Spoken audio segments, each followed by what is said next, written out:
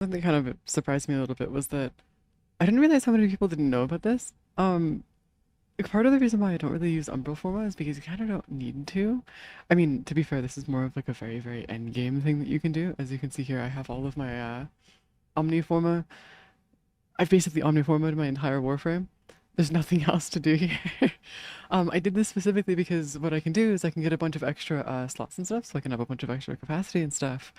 And what's really nice is that instead of having to worry about where like having umbral forma and using all that and stuff, you can just slot it in. There's no negatives for using umbral forma on omniforma.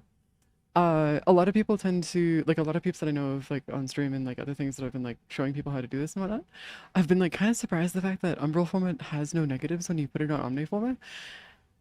I feel like that should be something that's written in the game, honestly. Like where it's like just like a little note underneath omniforma is it just applies no negatives to uh like umbral forma and stuff. I'm not entirely sure if it does though. Oh, yeah, no. So it says umbral polarity not included, so it's just assuming that it's not gonna.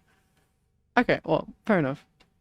It's not actually telling you that it's not gonna give you a negative, but it's really cool. Nice little tip.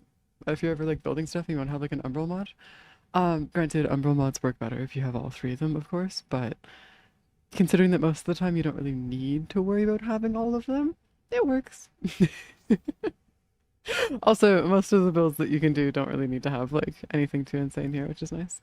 You can get around using umbral mods too by just using shards, and I know that using shards isn't necessarily the best option most of the time, but if you have enough of them, it's fine. I don't think I need to be upset about it. It's just pretty nice. Because like honestly, shards are pretty plentiful if you're like doing like EDA and ETA. And with the new changes that they're making to shards and stuff in the newest version, or like not the newest version, sorry, but the newest update that's coming up and stuff, it looks like we're gonna be able to get shards even easier and stuff now too, which is gonna be fantastic because as you can see, I need to get more than not just fucking yellow shards because I'm like in the process of just drowning in yellow shards. There's so many of them, god damn it.